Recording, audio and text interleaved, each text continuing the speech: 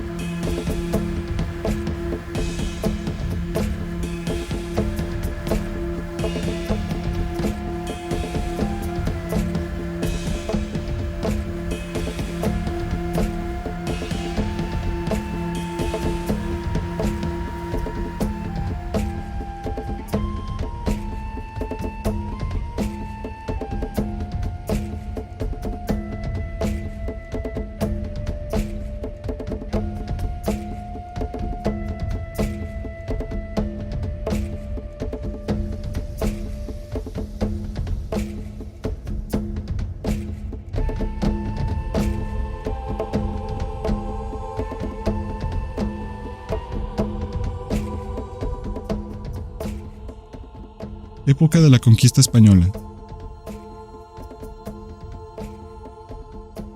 Las primeras noticias que se tienen de incursiones españolas en este municipio se remontan a 1532, en el recorrido que realizaron Cristóbal de Oñate y José de Ángulo, quienes partieron de San Miguel y en Culiacán, en noviembre de 1531, pasaron por Topia, Valle del Guadiana, San Francisco del Mezquital, Guazamota, Ainamota, y para llegar al Valle Matitipac y Santiago Compostela, capital de Nueva Galicia.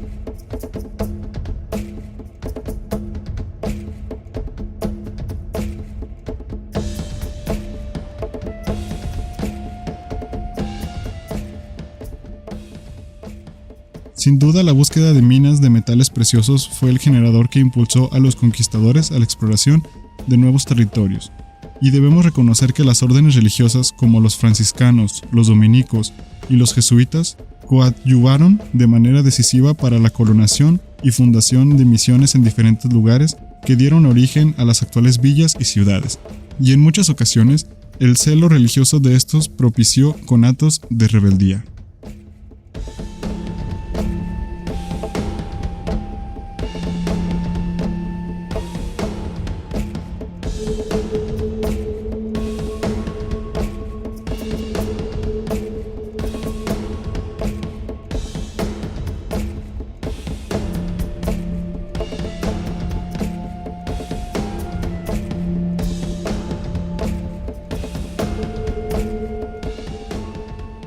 Las primeras misiones.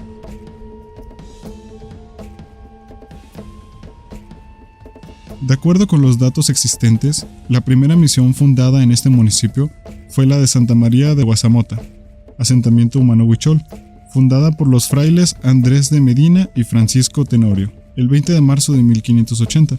En agosto de este mismo año, los huicholes se rebelaron y dieron muerte a los frailes que estaban encargados de la misión. Solo escapó Fray Francisco Tenorio debido a su ausencia en el momento de la sublevación.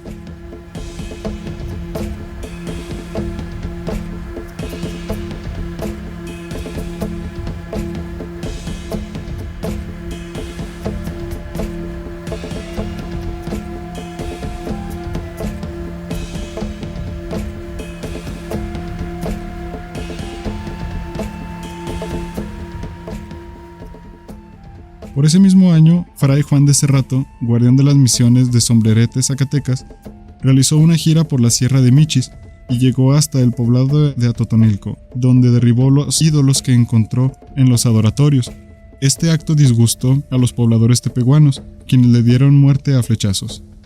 La segunda misión fundada en este municipio fue la de San Francisco del Mezquital, por Fray Pedro de Heredia, en 1588. Es lamentable que no se hayan conseguido en Durango documentos que nos indiquen la fecha exacta de estos acontecimientos. Sin embargo, es necesario aclarar que en sus orígenes la población de este lugar estaba constituida totalmente por tepehuanos.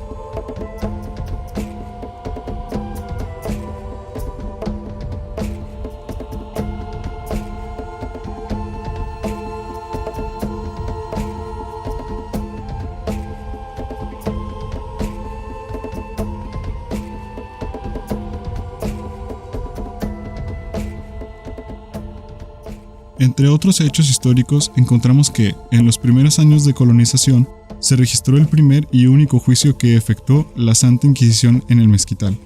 Pero los datos son escasos y solo se sabe que fue en contra de Bernardo de Luna, y que lo efectuó Fray Pedro de Espinareda, primer inquisidor de la Nueva Vizcaya. Por otra parte, debido a la violación de las leyes indias y al verse sometidos a la esclavitud y servidumbre, al contemplar el derrumbe de su mundo mágico religioso y la pérdida de sus territorios tradicionales, se organizaron las distintas razas aborígenes e iniciaron una insurrección el 10 de noviembre de 1616.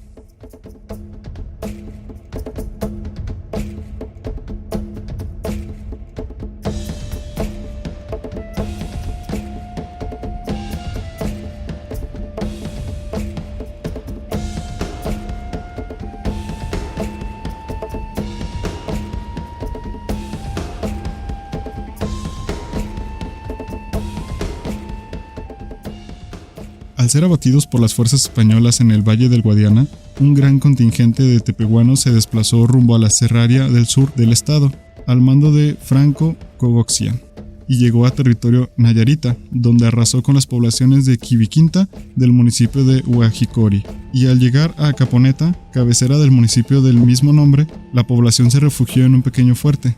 En esa batalla murió Francisco Cogoxia el 25 de abril de 1617. Es importante mencionar que la población aborigen a partir de esta época ha sufrido constantes contracciones o reducciones territoriales, lo que los ha empujado a desplazarse hacia la serranía, como se puede apreciar en los datos censales del San Francisco del Mezquital de 1742. Indígenas tepehuanos 1130, españoles y mestizos 400, total 1530 habitantes.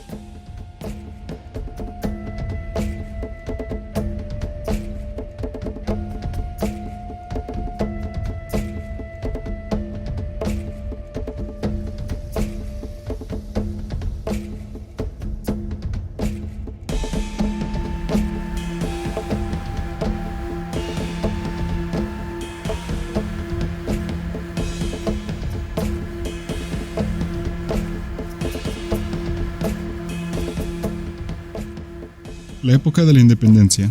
Como se dijo, la época colonial se caracteriza por una continua efervescencia de insurrecciones que culminaron con la independencia nacional, movimiento que tuvo eco entre la población de más bajos recursos económicos en este municipio. Fray Mariano Orozco, de la misión de Jesús María de Nayarit, fue comisionado por don José María Mercado para que instara a los indígenas de Guazamota a la rebelión y nombró al indígena Manuel de la Cruz Pastrana gobernador y general de armas de los pueblos de Guazamota, San Lucas de Jalapa, San Antonio de Padua, San Pedro Jicorias y San Agustín de Buenaventura, nombramiento dado en el cuartel de armas de Jesús María Nayarit el 23 de enero de 1811. Este movimiento terminó con la aprehensión del citado indígena Pastrana, así como de Felipe Jerónimo Retana, José Miguel Mendieta y Prudencio Aceves, quienes fueron condenados con las siguientes penas: Manuel de la Cruz Pastrana, 10 años de prisión, y a los otros, penas que varían de 3 a 6 años de prisión.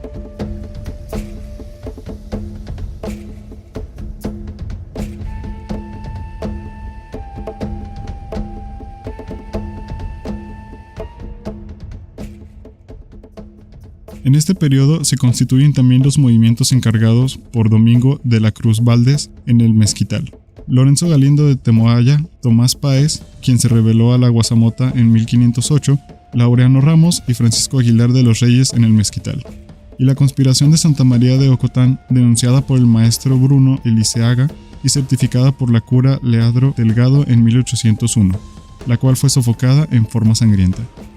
Al concluir la lucha por la independencia, surgió un decreto el 17 de agosto de 1825 que promulgaba la ley de convocatoria por la cual se dividió el estado en 10 partidos, por lo que el actual municipio del Mezquital quedó dentro del partido de Nombre de Dios.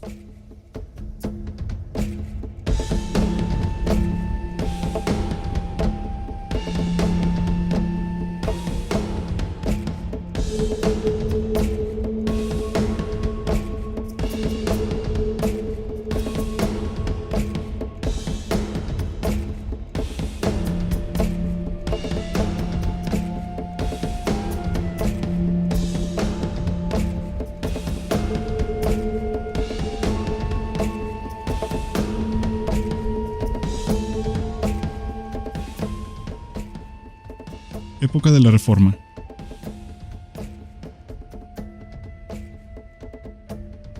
En esta época surgió la rebelión de los tulises en el estado de Zacatecas y uno de sus cabecillas, Rafael Pasillas, atacó y saqueó en San Francisco del Mezquital, el mes de septiembre de 1859.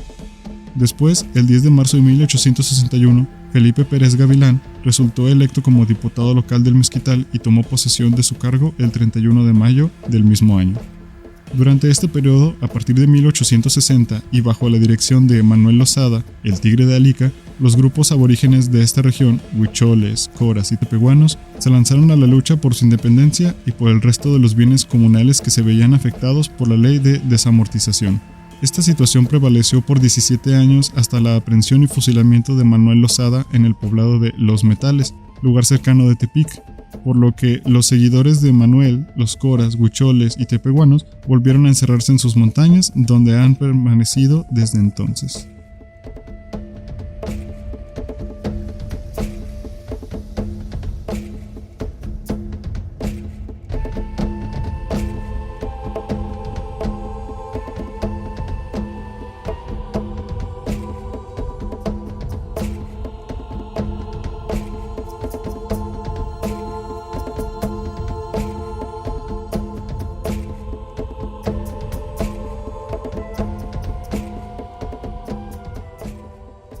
Época de la Revolución de 1910.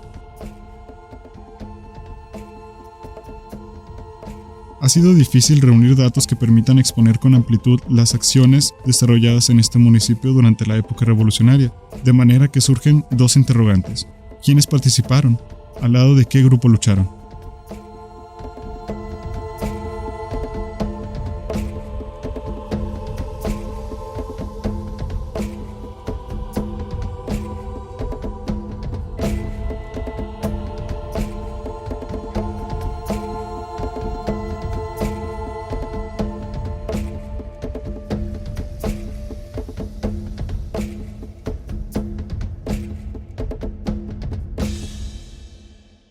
Época posrevolucionaria, la Guerra Cristera.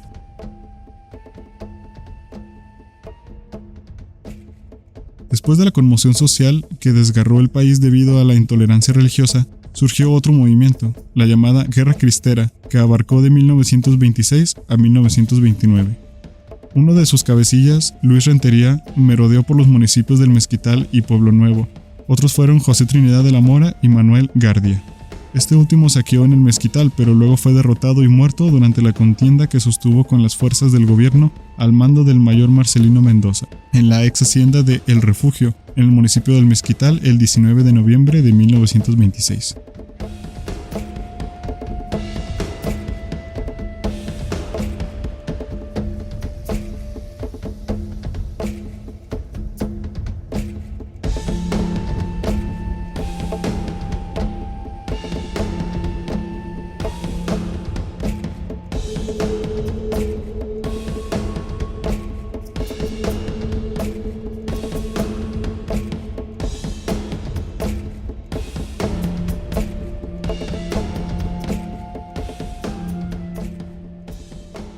Historia de la rebelión cristera de los indígenas tepehuanos y coras de Durango.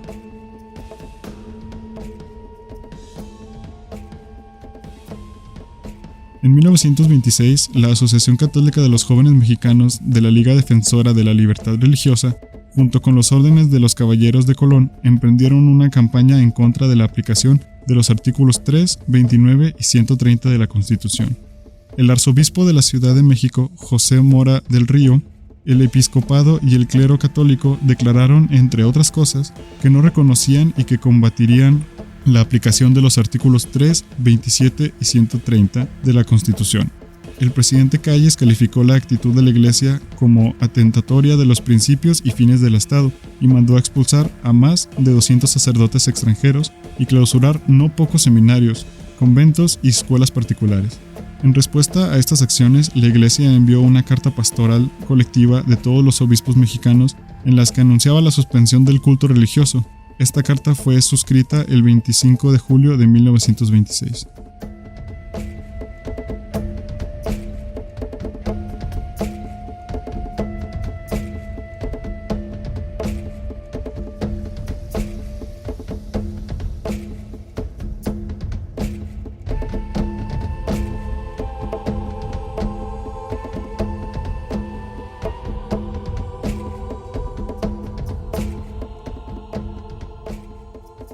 Los meses siguientes fueron de gran tensión y luego de crisis, al parecer, focos de rebeldía auspiciados por el clero de varios estados de la República. En el estado de Durango, la primera acción de armas de importancia se registró al mediodía el 29 de septiembre de 1926 en el Cerro Verde de Santiago Bayacora, municipio de Durango, cuando el sacristán del lugar, José Trinidad Mora, rechazó triunfante a las fuerzas del general Eliseo Páez. Al día siguiente volvió el general con un mayor número de soldados, pero tampoco así pudieron vencer las fuerzas cristeras.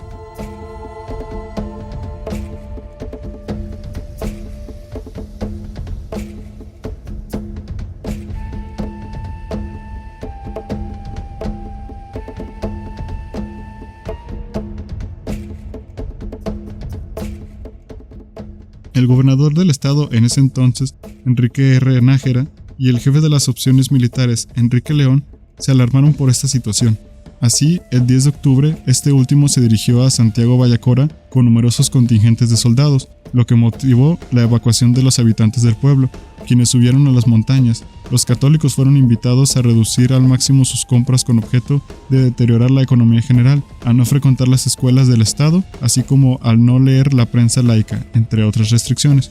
El 26 de octubre, tanto el obispo de Durango como los obispos de León y Tehuantepec partieron a Roma con el fin de obtener del Papa Pío un documento que diera a conocer el mundo católico de situación de la Iglesia en México.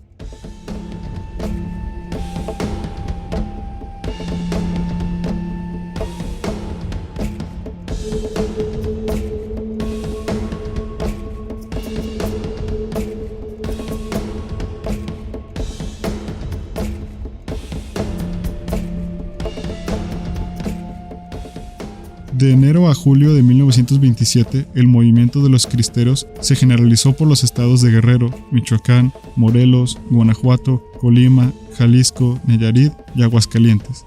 También abarcó parte de los estados de Oaxaca, Puebla, Tlaxcala, México, Querétaro, Zacatecas, Sinaloa y Durango, así como algunas regiones de San Luis Potosí, Hidalgo, Veracruz, Tabasco y el Distrito Federal.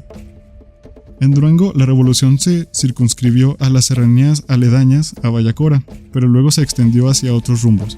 El sacerdote de Valparaíso, Zacatecas, Teo Correa, que había secundado la rebelión, incursionó por el territorio duranguense. Fue aprehendido y ejecutado el 6 de febrero de 1927.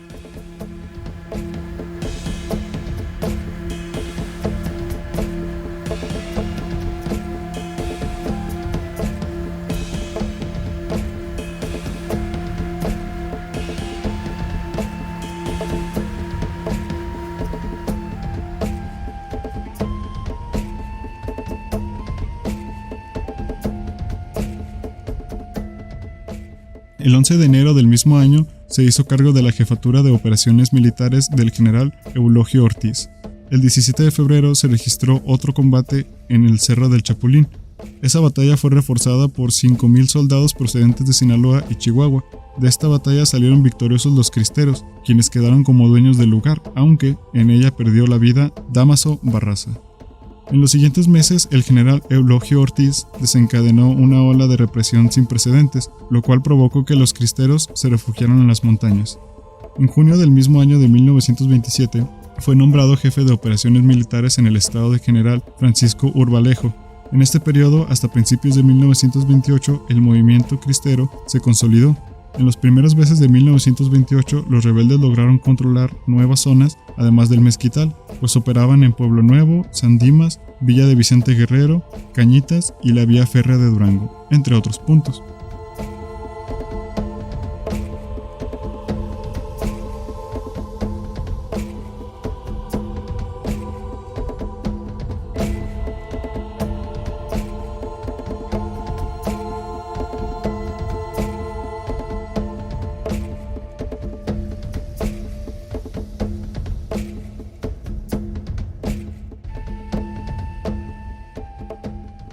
En marzo, Urbalejo se vio obligado a lanzar una ofensiva para que los trenes pudieran cubrir sus rutas a Cañitas y puntos intermedios.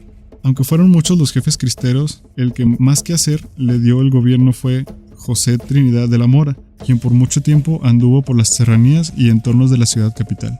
Sus seguidores aparecían por todas partes y eran cada vez más numerosos. Hubo grandes luchadores indígenas tepehuanos del Mezquital, quienes también se sumaron a la lucha del gobierno para combatir a los cristeros. El comandante de defensa rural Sixto Mendía era originario de lo que ahora se conoce como Anexo de Llano Grande, de Santa María de Ocotán, hombre de mucho valor. Sus seguidores fueron Cosme Solís Rodríguez, Jesús Páez y Julio Santana, a quienes el general Eliseo Páez les dio armas para que lucharan contra los cristeros y ayudaran a defender la patria mexicana y la Constitución de 1917. Pero los pobres indígenas que sirvieron como soldados al ejército mexicano nadie los recuerda en la historia, su servicio prestado a la patria. Muchos antropólogos han publicado otras historias, pero nada acerca de estas personas tan importantes para el Estado y para México.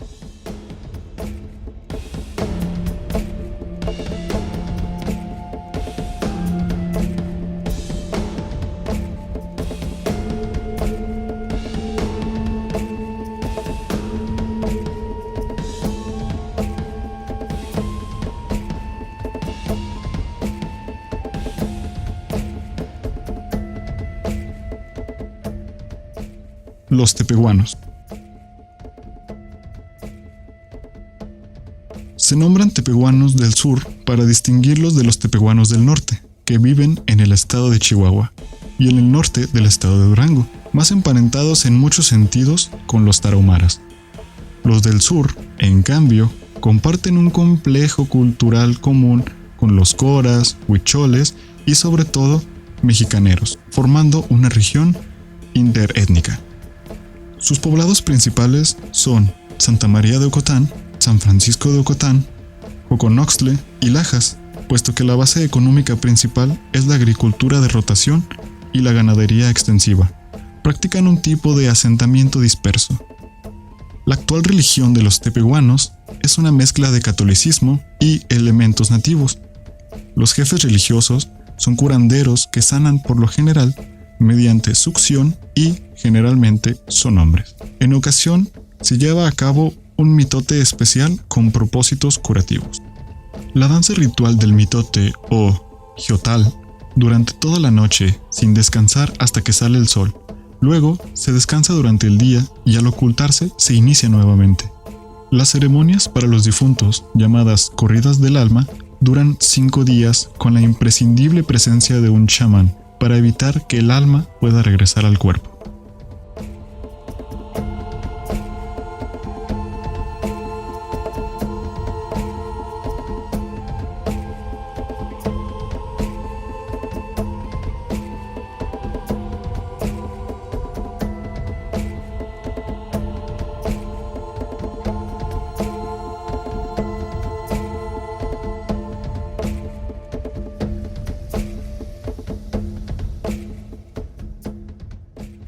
Huicholes.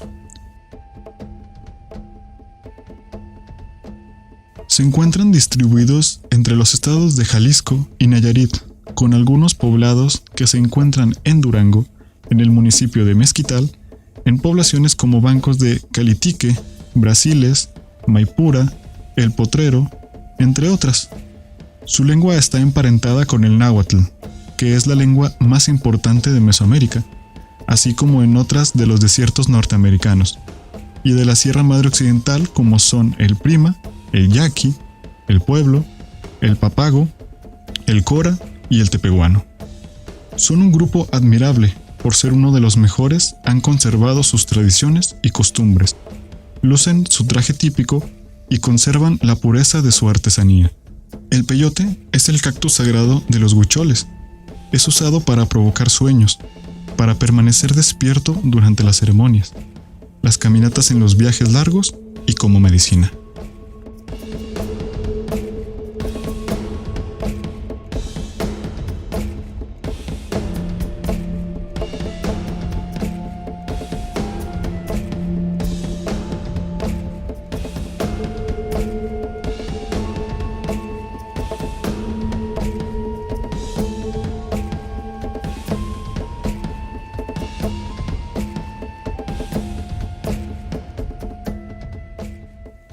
Mexicaneros.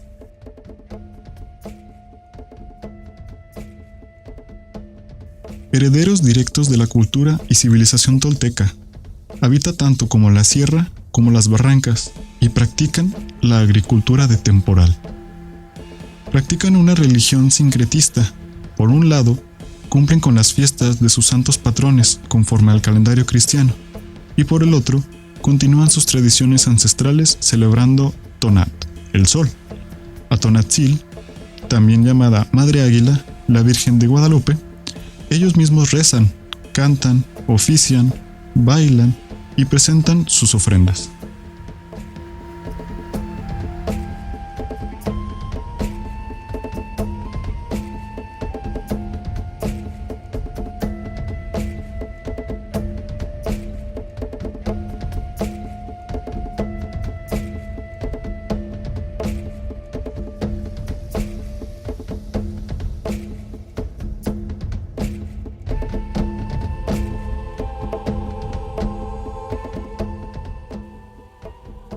Costumbres y tradiciones.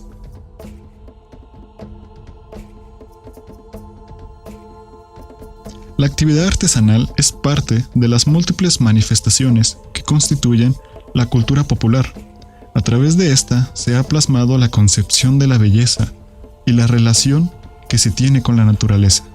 Las artesanías que se derivan de la población mestiza consisten en la fabricación de canastos y cestos de diferentes tamaños elaborados de carrizo, sogas o reatas elaboradas de ixtle o de cerdas de caballo. Para las fiestas se elaboran diversas clases de pólvora que embellecen y enriquecen la tradición popular. Las señoras elaboran manteles donde dan vida a través del tejido a elementos importantes de su vida cotidiana. Los grupos étnicos elaboran arcos, flechas, sombreros, morrales, bolsas, además de bordados de finos adornos que resaltan la belleza del colorido indígena.